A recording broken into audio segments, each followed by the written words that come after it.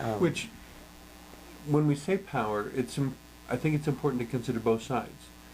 It's on one hand, it's power over somebody, but on the other hand, it's someone who may be struggling to resolve their own feelings of powerlessness. Absolutely. A lot, perhaps even most, of the power over situations come from a person who feels powerless. And the way they prove to themselves that they've got power is by abusing someone else. And yet, lo, it doesn't work and they still feel powerless. So this is back to that whole concept of, do we treat them as human beings? Do they feel valued and validated as human beings? And, you know, when did that not start and not be continued?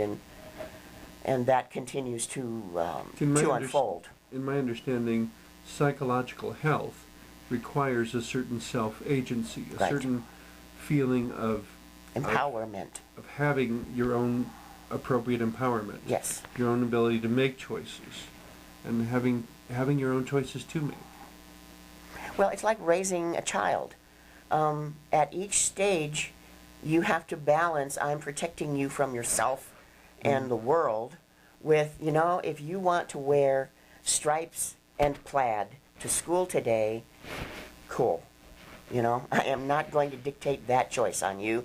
You make the choice and live with the consequences thereof. And learn from it, hopefully. Right, and learn from it. And it's the same way with inmates. They are not allowed to make choices. And yet, we need to teach them how to make appropriate choices. Because it was their inappropriate choices that got them there in the first place. Right, so how do we balance that? Which goes back to a conversation we had on another occasion, referring to it as a correctional system. What we're trying to create is positive, healthy self-agency. Right. By the time they're released to society, ideally. Ideally. But going back to the LGBT question. The situation that is even worse than being a flamboyant queen in prison is being transgendered. They are very, very, very few. I am aware of... Which is a small consolation. Yeah, but nonetheless, I'm aware of perhaps 5 that I'm aware of. And for the ones who are pre-surgical, there's one person that I have dealt with who said, you know, this is like being in testosterone hell. She had been on the hormones, she had had certain levels of the surgeries done, but not the final surgery. And so therefore her plumbing defined her, and she was sent to a male prison. A unique kind of hell. Yeah, I mean an extreme of isolation and not misunderstanding, but a deliberate kind of choosing not to understand. Yes. Not just a misunderstanding, but choosing not to understand. You're so weird that I'm just going to... I'm going to put you in the category I want you in, regardless of whether it has anything to do with your personal integrity or truth. Right. It's bad enough to be transgendered out in the world. It is awful in prison. And there's no support for them. And pretty much none of the systems in the United States that I know of are equipped, at the time of this recording anyway, to respond to that. I am aware of one transgendered person who was in fact post-surgical. So she ended up in the female prison with the appropriate plumbing to be in a female prison. But many of the offenders were not happy with her. The other people who were incarcerated? Incarcerated with her, the other women incarcerated with her. They didn't consider it legitimate? Or? Right. And there's no way of dealing with that without the system stepping up and saying, we have differences.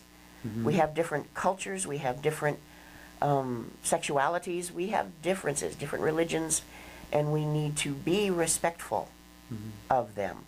We don't need to approve of them, we don't need to embrace them, but we need to be respectful of them. Yeah, it's not about approval. It's not about agreeing. No, it's just, this is the truth. And that doesn't happen.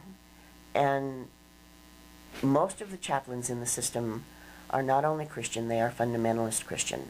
Mm-hmm. They generally do not deal well with the differently gendered. So there is no one that they can go to talk to.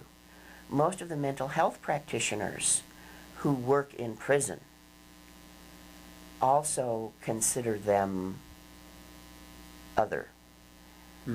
So they're not really getting addressed from a mental health point of view, like they had to have been before, because in order to go through the surgery, you have to have had psychiatric counseling for years,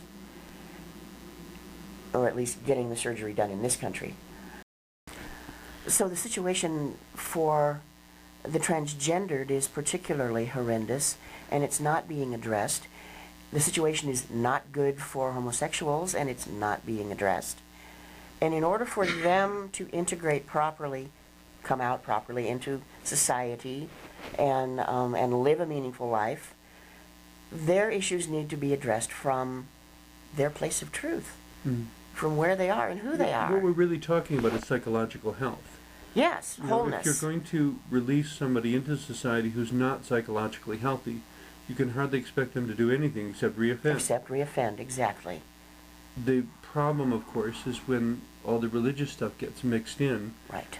And it's not about approving, it's not about agreeing, it's about letting them be who and what they are, whatever they find themselves to be. And simply listening. And finding the basics of psychological health in that. And so because I am a non-Christian chaplain and a pagan chaplain and a Wiccan chaplain, and our religion embraces sexual diversity, they will come and speak to me or my partner, even though they're not of our faith, and that's just fine, I don't care. But we address them from the point of view of whatever your spirituality is, do lean on that, and address your gender issues in the healthiest way you can in prison. And let's look at what kind of support you have in the outside world. Can you go back to your family, or is that over? Do you have a partner on the outside? Well, and if you can't, what are your resources? Right. What are your resources?